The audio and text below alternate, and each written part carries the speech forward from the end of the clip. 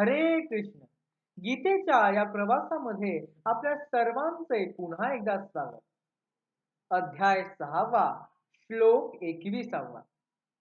सुखमात्यतिंग यत्तद बुद्धिग्राह्यमतीन्द्रियं वेत्ति यत्र न चैवायं स्थितः तत्वतः.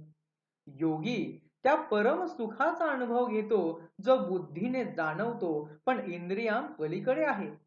त्या स्थितीत एकदा पोहोचल्यावर तो कधीही विचलित होत नाही.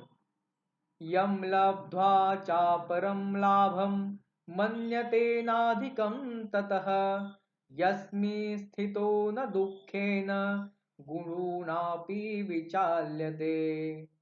जेव्हा योगी ते सुख प्राप्त करतो तेव्हा त्याला त्यापेक्षा मोठा लाभ दुसरा नाही असे वाटते आणि त्या स्थितीत राहिल्यावर तीव्र दुःखही त्याला विचलित करू शकत नाही. तं विद्याद दुःख संयोग वियोगम योग सन्नीतं सनिश्चेन योक्तवक्तो योगो अनिर्विनं चेतसा.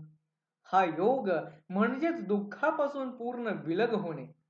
म्हणून तो दृढ निश्चयाने खचून न जाता सतत आचरण करावा.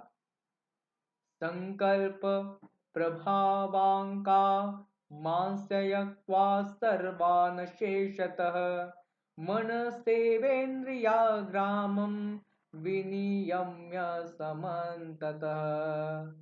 सर्व संकल्पातून निर्माण होणाऱ्या इच्छांचा पूर्ण त्याग करावा आणि मनाने सर्व इंद्रियांवर नियंत्रण ठेवावे. शनैः रूपरमे तबुद्ध्या धृती गृहीतयः आत्मसंस्थ मनः कृत्वा न किंचितपि चिंतयेत. हळूहळू धीर गंभीर बुद्धीने मनाला स्थिर करावे.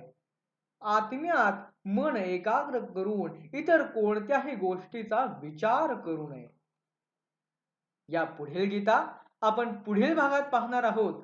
तोपर्यंत हरे कृष्ण.